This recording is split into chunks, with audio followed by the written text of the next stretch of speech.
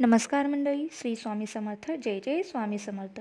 गुरुचरित्र पारायण आपल्या जीवनातील अवघडातील अवघड समस्येचे निवारण करणारा, आपल्या सर्व मनोकामना पूर्ण करणारा दिव्य ग्रंथ म्हणजेच गुरुचरित्र. तुमच्या आयुष्यातील सगळे दुःख, संकटे, जी काही सिच्युएशनमध्ये तुम्ही आहात ते असाल, ती तुमच्यापेक्षा जास्त दुःख आहे असं कोणालाच नाही. कितीही कठीण परिस्थितीमध्ये तुम्ही असाल, तुम्हाला एक विनंती आहे की हा व्हिडिओ पूर्ण बघा. मगच तुम्हाला समजून जाईल की दत्त महाराज तुम्हाला मार्ग दाखवतील. तुमच्या लक्षात येईल तुम्हाला काय करायचं आणि त्या परिस्थितीतून पुढे निघण्याचा मार्ग तुम्हाला हा 100% अगदी 100% मिळून जाईल. बघा, गुरुचरित्र पारायण प्रत्येकाने करावं. 4 डिसेंबर 2025 रोजी दत्त जयंती आहे. दत्त जयंतीनिमित्त प्रत्येक स्वामी समर्थ केंद्रात हा सप्ताह सुरू होत असतो. हा सप्ताह 28 नोव्हेंबर रोजी म्हणजेच 28 नोव्हेंबर 2025 ते 4 डिसेंबर 2025 या कालावधीमध्ये दत्त जयंतीनिमित्त प्रत्येक केंद्रामध्ये आपल्याला गुरुचरित्राचे पारायण करायचं आहे. गुरुचरित्र पारायण कसं करायचं, पारायणाचे नियम काय आहेत, पूजा मांडणी कशी करायची आहे, पूजा करायची आणि उद्यापन कसं करायचं, रोजचे वाचन कसं करायचं, रोज किती अध्याय वाचायचे, हीच माहिती आज आपण आजच्या व्हिडिओत पाहणार आहोत. बघा, पारायण का करावं. प्रत्येक वेळी महाराजांकडून किंवा दत्त महाराजांकडून काहीतरी मागण्यासाठी किंवा मनोकामना पूर्ण करण्यासाठी फक्त आपण पारायण करावं का? नाही. तर बघा, आपण हे पारायण का करावे, तर दत्त महाराजांची किंवा स्वामी महाराज आपल्यावर त्यांची कृपाप्रसाद असावा, त्यांचा आशीर्वाद असावा आणि त्यांचा मायेचा हात हा आपल्या डोक्यावर कायमस्वरूपी असावा. म्हणून आपण दत्त महाराज किंवा स्वामी समर्थ महाराज कुठल्या ना कुठल्या वेशात येऊन आपल्या पारायण श्रवण करावे. म्हणून आपण पारायणाची मांडणी करताना 2 आसन घेऊन जावे. कारण एक आसन आपल्याला बसण्यासाठी आणि दुसरं आसन हे दत्त महाराजांना बसण्यासाठी. आपल्यापैकी बऱ्याच जणांना हे पारायण बऱ्याच वेळा केलं असेल. बघा, आता काहींच्या मनात आहे की गुरुचरित्राचं पारायण करावं, परंतु त्याच्या मनात एक भीती आहे, शंका आहे. प्रथम आपण ही भीती आणि शंका काढून टाका. आपल्याला वाटत असेल खूप नियम आहेत, साधे सोपे नियम आहेत. आपल्या जर मनात आलं की हे पारायण करावं आणि समजा दत्त महाराजांची इच्छा आहे, स्वामी महाराजांची इच्छा आहे की आपण ही सेवा करावी आणि हेच मानून आपण पारायणाला सुरुवात करावी. कुठलीही शंका भीती, नियमाविषयी शंका भीती मनात ठेवू नका. मनोभावे सकारात्मक दृष्ट्या हे पारायण आपण अवश्य करा. आपल्यावरती दत्त कृपा आणि स्वामी कृपा झाल्याशिवाय राहणार नाही. गुरुचरित्र पारायण करताना कोणते नियम पाळावेत? साधे सोपे नियम आहेत. बघा, आता हे पारायण कोण करू शकतं, तर कोणीही करू शकतं. स्त्री, पुरुष, मुलं, मुली कोणीही करू शकतं. बघा, स्त्री पुरुष कोणीही पारायण करू शकतं. संकल्प करूनच आपण हे पारायण करा, म्हणजे आपल्याला फलप्राप्ती शीघ्र होत असते. पारायण करताना आपलं शरीर मन स्वच्छ ठेवायचं, चांगले विचार मनात ठेवायचे. पारायण करताना शक्यतो पांढरं वस्त्र, शुभ्र वस्त्र परिधान करा. नसेल तर स्वच्छ वस्त्र परिधान करावे. म्हणजे काय, तर महिलांनी पाळीमध्ये घातलेले वस्त्र आपल्याला पारायण करताना घालायचं नाही. ही गोष्ट मात्र लक्षात ठेवा. पारायण करताना महिलांनी काय करायचं, तर आपल्या कपाळावर हळदी कुंकू लावायचं. पुरुष पारायण करत असतील तर हळदी कुंकू लावून भस्म आवश्यक लावा. भस्म लावण्याने काय होतं, तर आपल्या शरीराची शुद्धी होत असते. पारायणाला बसताना 2 आसन घ्यावीत. एक आपल्या स्वतःला बसण्यासाठी आणि दुसरे आसन हे दत्त महाराज किंवा स्वामी समर्थ यांना बसण्यासाठी असावीत. आणि दत्त महाराजांचे तोंड दक्षिणेकडे होणार नाही आणि आपली श्रद्धा ठेवा. दत्त महाराज स्वतः आपले पारायण आपल्या शेजारी बसून श्रवण करतील आणि याचा अनुभव तुम्हाला नक्कीच येईल. पारायणाला बसताना जर तहान लागत असेल तर तांब्याभर पाणी जवळ घेऊन बसा, जेणेकरून तुम्हाला पारायण करताना उठण्याची वेळ येणार नाही. सारखं वाचन करताना उठू नका. वाचन मनोभावे करावं, फार मोठ्याने नाही, अगदी मनात पण नाही, पण हळुवारपणे आपलं बोलणं आपल्याला ऐकू येईल एवढ्या आवाजात आपण वाचन करायचं. वाचन सुरू असताना जर समजा आपल्याला लघुशंकेसाठी उठावं लागलं तर पाय धुवायचे, गोमूत्र आपल्या अंगावर शिंपडायचं आणि मगच पुन्हा वाचनाला बसायचं. पारायण काळात गोमूत्राचा आपल्या घरामध्ये जास्तीत जास्त वापर करा. सकाळ संध्याकाळ आपल्या घरामध्ये गोमूत्र शिंपडायचं. पूजेच्या ठिकाणी सुद्धा शिंपडायचं. सर्व सदस्यांच्या अंगावर सुद्धा शिंपडायचं. पारायण सुरू असताना अगोदर श्री स्वामी समर्थ हा षडाक्षरी मंत्र किंवा दत्त महाराजांचा मंत्र 108 वेळा पठण करा आणि मगच वाचनाला सुरुवात करावी. बघा, 28 तारखेला म्हणजेच 28 नोव्हेंबर रोजी एक दिवस अगोदर जेव्हा जमेल तेव्हा 4 कुत्रे आणि 1 गाय यांना गव्हाच्या पोळीचा घास द्यायचा. पारायण करण्याच्या अगोदर आपलं देवघर, देवघरावी जागा स्वच्छ करा. आपलं घर, अंगण स्वच्छ करायचं. वाचन कधी करायचं? आता वाचन तर तसं बघितलं तर पहाटे आपल्याला ब्रह्ममुहूर्तावर करायचं असतं, कारण त्यामध्ये जास्त एकाग्रता होत असते. जास्त एकाग्रतेने वाचन होईल. ज्यांना शक्य असेल त्यांनी पहाटेच्या वेळी वाचन करा. ज्यांना शक्य नाही त्यांनी तुमच्या वेळेनुसार तुम्ही वाचन करू शकता. बऱ्याच लोकांना ड्युटी असते, त्यामुळे ते सकाळीच पारायण करत असतात. तर आपण काय करायचं, संध्याकाळच्या वेळेला जरी वाचन केलं तरी चालेल. दिवसभरात कधीही पण आपण पारायणाचे वाचन करू शकता. दुपारी 12 ते 12:30 ही वेळ सोडून फक्त 12 ते 12:30 ही दत्त महाराजांच्या भिक्षा मागण्याची वेळ असते. एवढी वेळ सोडून तुम्ही अगदी संध्याकाळपर्यंत किंवा पहाटेपासून संध्याकाळपर्यंत अध्यायाचे वाचन करू शकता. आता बघा, याविषयी काही महत्त्वाचे नियम आहेत. पारायण काळात ब्रह्मचर्य पाळायचं असतं. मांसाहार करायचा नाही. घरामध्ये मांस शिजवायचं नाही किंवा परान्न टाळायचं. हॉटेलमध्ये जेवण टाळायचं. कांदा आणि लसूणयुक्त आहार टाळायचा. फक्त दूध, पोळी किंवा भाजी पोळी खाल्लेली चालेल. भात खाल्ला तरी काही हरकत नाही, परंतु भात खाल्ल्यानंतर आळस येतो, झोप येतो, म्हणून शक्यतो कमी खा किंवा टाळावा. बरेच जण विचारतात, पारायण काळात उपवास करावा का? तर उपवास करण्याची गरज नाही. आपण मनापासून उपासना करा. महिलांच्या बाबतीत समजा दत्त जयंती सप्ताहामध्ये पारायण वाचनाच्या काळात जर विटाळ आला तर काय करायचं, तर तेवढे दिवस सोडून द्यायचे आणि नंतर पुन्हा आपलं वाचन सुरू किंवा करू शकता. किंवा दत्त जयंतीनंतर आपण वाचन संपलं पारायण संपलं तरी चालेल. त्यानंतर आपण उद्यापन करा. पण आपल्याला माहिती असते आपली मासिक पाळीची तारीख काय आहे, त्यामुळे आपल्या तारखेच्या नुसारच पारायणाला बसावे, जेणेकरून पारायण करते वेळेस खंड पडू नये, म्हणजे खंडित होऊ नये. जर तसे झालेच तर तुम्ही इतर कोणाकडूनही पण ते पारायण पूर्ण करून घ्यावे. समजा सुतक किंवा स्वैर आलं किंवा वृद्धी आली तर काय करायचं?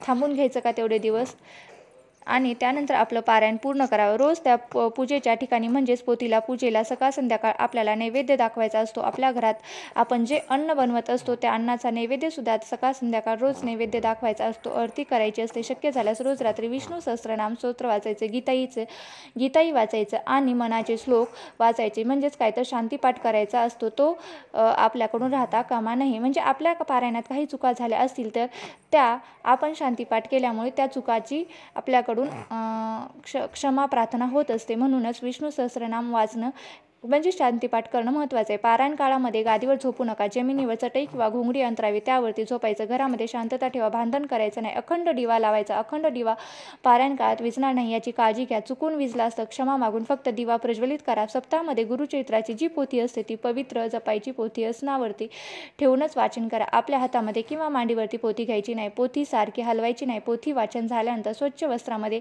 पोथी झाकून ठेवायची आणि रोज वाचना अगोदर पोथीचे पूजन करायचे आणि मगच वाचनाला सुरुवात करायची.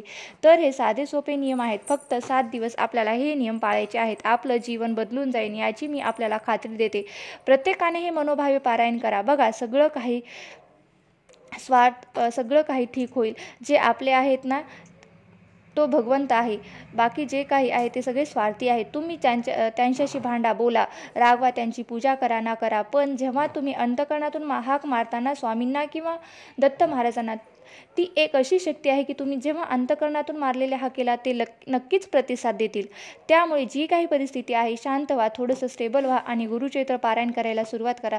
दत्त जयंतीनिमित्त 7 दिवस गुरुचरित्र पारायण तुम्ही करू शकता. गुरुचरित्र पारायण तुम्ही मनापासून वाचावं. त्यांना फक्त हेच हवं असतं, बाकीच्या काही गोष्टी नाही. त्यामुळे महिला आहे, मी गुरुचरित्र पारायण करू शकते का? हो, तुम्ही करू शकता, कारण दत्त महाराज तुमचे वडील आहेत आणि तुमचे भाऊ आहेत, तुमची आई आहेत, तुमचे गुरु आहेत आणि तुम्ही एक नातं जोडा. आणि एक गोष्ट लक्षात घ्या, देव हा भक्तीचा विषय आहे तर भीतीचा विषय नाही. जी काही आपण कोणत्या काही सेवा करणार आहोत किंवा जी काही गोष्ट करणार आहोत त्यामुळे देवाची, गुरूंची सेवा करतो ना, त्यामुळे आपलं जे प्रारब्ध आहे, आपले जे भोग आहेत त्याची तीव्रता जी असते ती कमी होत असते आणि आपल्या आयुष्यातील दुःख, संकट, अडचणी यांना सामोरं जाण्यासाठी जी काही हिंमत लागते ना, ती आपल्याला त्या सेवेमुळे मिळत असते. त्यामुळे आपण गुरुचरित्र पारायणा महिला असलं तरीही तुम्ही बसू शकता. बघा, आता आपण बघूया की पूजा मांडणी कशी करायची. गुरुचरित्र पारायणासाठी पूजा मांडणी आपल्याला पूजा मांडणी ही व्यवस्थितपणे करून घ्या. बघा, तुमचं घर मोठं आहे, तुम्हाला पूजा मांडणी वगैरे करायला आवडत नाही, तर तुम्ही पूजा मांडणी करायला आवडत असेल तर तुम्ही पूजा मांडणी करा आणि तिथे बसून तुम्ही 7 दिवस दिवस गुरुचरित्र पारायण करा. पण समजा तुमचे एकच रूम आहे, घरात लहान बाळ आहे, पूजा मांडणी तो बाळ ठेवत नाही, मग अशा वेळेला देवघरासमोर बसून तुम्ही पारायण केलं तरी सुद्धा चालेल. पारायण करताना फक्त दिवा लावलेला असावा, धूप अगरबत्ती लावलेली असावी आणि समोर आसन घेऊन आपण पारायणाला बसायचं आहे. फक्त देवघराच्या आजूबाजूला एखादा पाट किंवा चौरंग घ्यायचा व त्यावर पिवळं वस्त्र अंथरून त्यावर आपल्याला 7 दिवस दररोज हे गुरुचरित्राचे पारायण करायचं आहे. गुरुचरित्राचा ग्रंथ ठेवायचा आहे आणि त्याचे पारायण करायचे आहे. बघा, 2 चौरंग घ्या. एक चौरंग आपल्या पूजेसाठी आणि दुसरा चौरंग पाठ चाललेला गुरुचरित्राच्या पोथीला आसन देण्यासाठी. मुख्य पूजेच्या समोर चौरंग किंवा पाठ मांडावा आसन म्हणून. त्यावरती एखादं स्वच्छ वस्त्र अंथरावं, त्यावरती थोड्याशा अक्षता ठेवायत. गुरुचरित्राची पोथी ठेवायची. पोथीचं पंचोपचारी पूजन करायचं, म्हणजेच हळद कुंकू गंध अक्षता फुलवायची आणि पोथीचं पावित्र्य जपायचं. रोज हळद कुंकू अक्षता फुलवून पूजा करून मगच आपण गुरुचरित्र वाचनाला सुरुवात करायची. वाचन झाल्यानंतर वस्त्रामध्ये रोज पोथी झाकून ठेवायची. पोथी आसनावर ठेवूनच आपण वाचन करायचं, कारण हातामध्ये किंवा मांडीवर घेऊन पोथीचं वाचन करू नका. पोथी सारखी हलवायची नाही. वाचवताना थोडीफार पोथी हल्ली तरी चालेल, परंतु उचलून घेऊ नका. अशा पद्धतीने तुम्ही पोथी पूजन झाल्यानंतर अखंड दिवा प्रज्वलित करायचा आहे. दिवा विझणार नाही याची काळजी घ्यायची. 7 दिवस म्हणजेच उद्यापनापर्यंत दिवा अखंड तेवत राहायला पाहिजे याची काळजी तुम्ही घेतली पाहिजे. जर विझलाच तर क्षमा मागून तो परत दिवा प्रज्वलित करायचा आणि मनात कुठलीही शंका आणायची नाही. सप्ताहाच्या पहिल्या दिवशी म्हणजेच 28 नोव्हेंबर रोजी रोज अशा पद्धतीने पूजेला सुरुवात करा. पूजा झाल्यानंतर श्री स्वामी समर्थ किंवा दिगंबरा दिगंबरा श्रीपाद वल्लभ दिगंबरा या मंत्राचे पठण करा किंवा श्री स्वामी समर्थ जय जय स्वामी समर्थ याही मंत्राचे तुम्ही पठण करू शकता. आपल्या वाचनाला सुरुवात करायची. वाचन कसं करायचं, म्हणजेच रोज किती अध्याय आपल्याला करायचे, आपल्याला 7 दिवसात हे पारायण कसं संपवायचं आहे. म्हणजेच आपण 28 नोव्हेंबर ते 4 डिसेंबरपर्यंत दत्त जयंतीच्या दिवशी अध्यायाचे वाचन पुढील प्रमाणे करा. बघा, म्हणजेच 28 नोव्हेंबर रोजी 1 ते 9 अध्याय, म्हणजे पहिल्या दिवशी 1 ते 9 अध्याय, दुसऱ्या दिवशी 10 ते 21 अध्याय, तिसऱ्या दिवशी 22 ते 24 अध्याय आणि चौथ्या दिवशी 25 ते 35 अध्यायाचे वाचन करावे. आणि 5व्या दिवशी 36 ते 38 आणि 6व्या दिवशी 39 ते 43 अध्याय वाचावे आणि 7व्या म्हणजे शेवटच्या दिवशी 44 ते 53 अध्याय म्हणजे शेवटचा अध्याय वाचायचा. आपण हे पारायण या पद्धतीने करू शकता. म्हणजे साप्ताहिक पारायण तसेच 3 दिवसीय पारायण देखील तुम्ही करू शकता. ज्यांना शक्य असेल त्याने 1 दिवशी सुद्धा पारायण करावे. समजा 28 तारखेला आपल्याला जमलं नाही तर पारायणाला सुरुवात तर कुठल्याही दिवशी या सप्ताहामध्ये आपण पारायण सुरू करू शकता. आपलं वाचन झालं की रोज आपल्याला संपूर्ण पूजेला आपण घरात अन्न बनवतो, तोच आपल्याला नैवेद्य आपल्याला पोथीला पण दाखवायची आहे. रोज आरती करायची.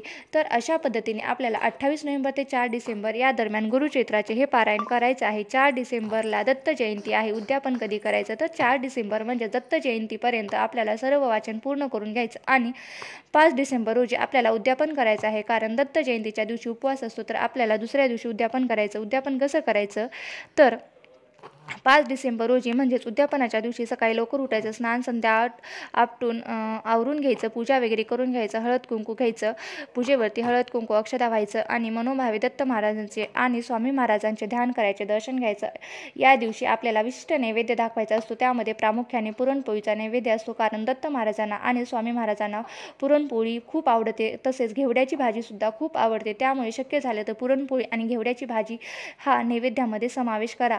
आणि आपल्याला दाखवायचे असतात नैवेद्य दत्त महाराजांना, नंतर स्वामी महाराजांना आणि तिसरा कुलदेवताला, चौथा गुरुचरित्राची जी पोथी असते त्यात पोथीला दाखवायचा आणि 5वा हा गाईचा नैवेद्य. यातील गाईचा नैवेद्य गाईला अर्पण करा.